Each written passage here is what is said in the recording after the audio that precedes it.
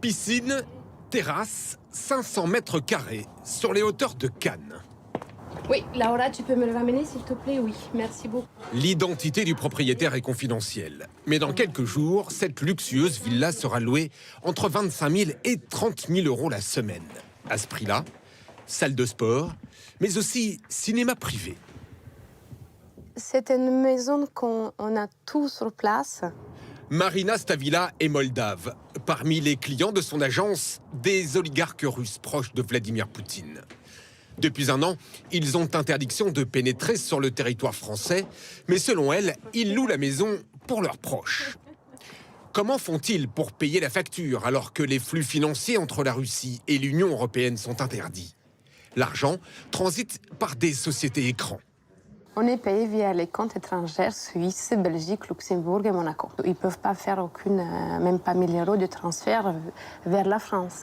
En gelant les avoirs des oligarques russes en France, Bercy voulait empêcher les propriétaires de vendre leurs biens et que cet argent puisse financer la guerre en Ukraine. Si vous vendez une propriété, un beau chalet à Courchevel ou une belle propriété dans les Alpes-Maritimes, potentiellement, c'est de l'argent liquide que vous pouvez tout à fait réinvestir en Russie, y compris pour aller soutenir une industrie de défense, aller aider une milice. Ça, je dirais, c'est tout à fait possible si les biens n'étaient pas gelés. C'est vraiment l'objectif, empêcher que cela arrive. Villa sur la Côte d'Azur, Antibes, le Lavandou, chalet à la montagne, appartements dans les quartiers chics de la capitale, yachts, hélicoptères ou encore des œuvres d'art. Au total, 1,3 milliard d'euros de biens ont été gelés depuis un an.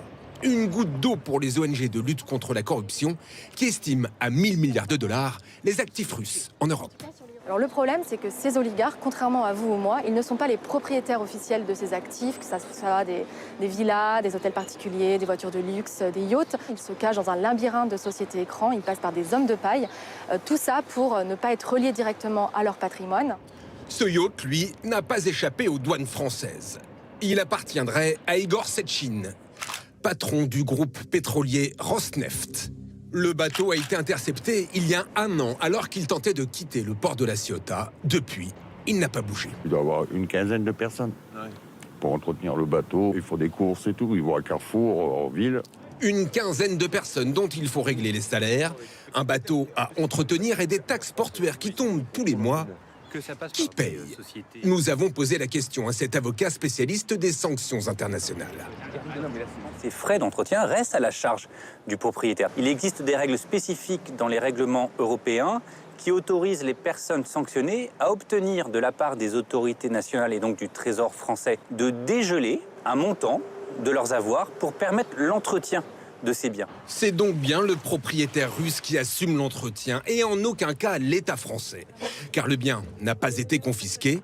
S'il l'avait été, là, l'État aurait pris tous ses frais à sa charge.